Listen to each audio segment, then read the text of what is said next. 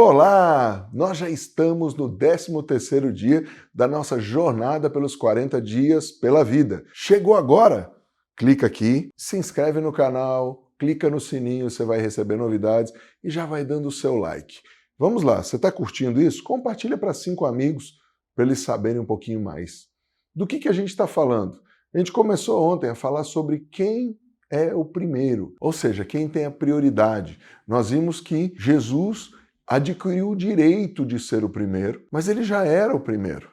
João Batista falou isso. Nós começamos a entender um pouquinho e agora nós vamos compartilhar alguns códigos de como aplicar isso. Quem deve ser o primeiro? O grande problema é que a maioria de nós, desde crianças, não aprendeu sobre o assunto. Para entender melhor, vamos ver um texto para aplicar aí dentro da nossa jornada. Antes eu vou explicar o contexto desse texto. O povo de Israel estava cativo há mais de 4 séculos. Eles eram escravos. Ou seja, qual era a mentalidade deles de escravo?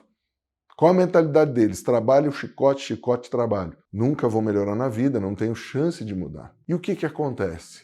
Deus se manifesta para Moisés numa sarça. Moisés recebe essa palavra, a todo o desenrolar de Deus confrontando o faraó e as estruturas, os principados, os tronos malditos do Egito. E aí Deus, com braço forte, tira Israel do Egito. Através do quê? Do sangue do Cordeiro. O sangue do Cordeiro nos umbrais das portas, apontando para a verdadeira Páscoa aqui do nosso coração.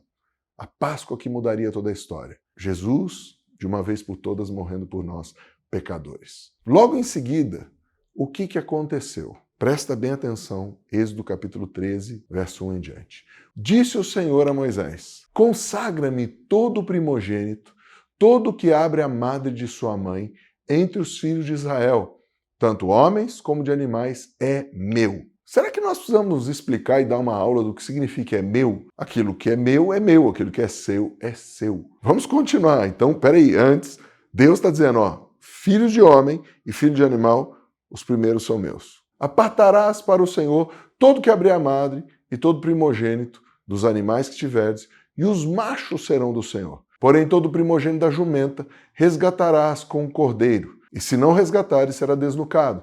Mas todo primogênito do homem entre teus filhos resgatarás. Você já notou uma coisa? Prestou atenção? Aqui Deus está colocando animais e homens juntos. E aqui Deus está dizendo uma coisa: se você não resgatar, ele não vai viver.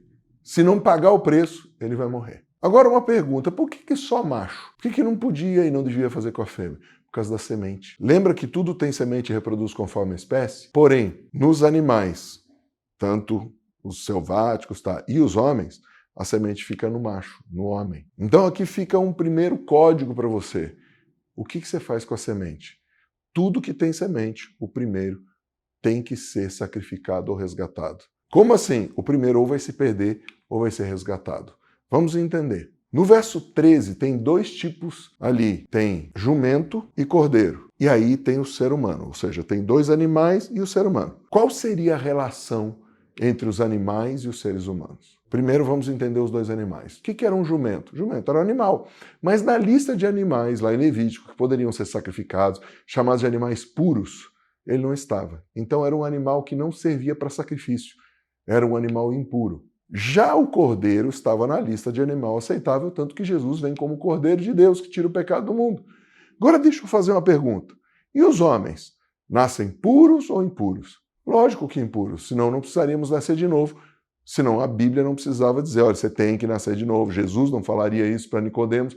E ninguém te ensina a sair fazendo coisa errada, a mentir, a fazer. Você já nasce com essa semente. Nós nascemos impuros. O puro tem que resgatar o impuro. Então veja, o cordeiro resgata o jumento. Agora, se o cordeiro não resgatar o jumento perde a cabeça. Então viaja comigo. Você já ouviu dizer que nós somos corpo de Cristo? Cristo é o cabeça. Se eu não tenho relacionamento com o cordeiro cabeça, eu sou um corpo, uma mula, um jumento sem cabeça. Entendeu? Agora vejamos como que nós aplicamos isso no tempo. Primeira coisa, tempo. Quem deu o tempo primeiro? Foi Deus ou o homem? Lógico que foi Deus. Ele é o Deus do tempo, ele existe antes do tempo. Como que nós aplicamos isso no tempo? Eu tenho que entender qual a primeira coisa que eu faço na minha agenda. Qual a primeira pessoa que está na minha agenda? É Deus ou qualquer outra coisa? Lá em Mateus capítulo 6, verso 33 diz: buscai, pois, em primeiro lugar o reino de Deus e a sua justiça, e todas as coisas vos serão acrescentadas. Ou seja, o que é todas as coisas? Tudo que eu preciso, conexões, dinheiro, comida, roupa, é o que já estava escrito ali. Talvez você se pergunte, o que isso tem com o tempo? Vamos ver o próximo verso?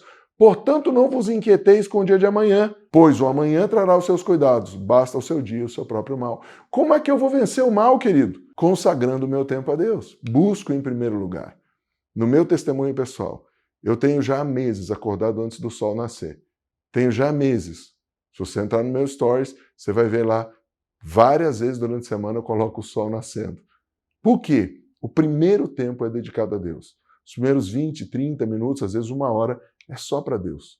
Eu busco a palavra, eu oro, eu entrego toda a minha ansiedade para Ele, porque eu entendi há muito tempo que Deus é o primeiro. O primeiro tem a preferência, o primeiro tem a primazia, o primeiro tem a minha confiança, o primeiro tem a minha devoção. Como é que eu posso saber se eu estou certo ou errado? Uma tarefinha simples.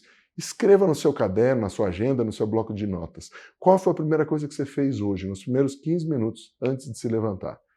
Depois, faça um resumo da semana que passou e veja quanto tempo, em porcentagem, que você deu para sua família, para o seu trabalho, para você mesmo, estudo, hobby, lazer, esporte e para Deus, oração, adoração e leitura da palavra. E veja quem tem prioridade. E não me venha com esse papo, não, o tempo todo eu estou falando com Deus. Não, não, não. Você não gosta que as pessoas falem com você e ficam olhando no celular ou falem com os outros. Quanto tempo de qualidade você deu para o seu cônjuge, quanto tempo de qualidade você deu para os seus pais, para os seus filhos, quanto tempo de qualidade você teve com você mesmo e com Deus. É isso que eu estou te dando a dica. Tamo junto ao infinito e além. Até o próximo episódio, se Deus quiser.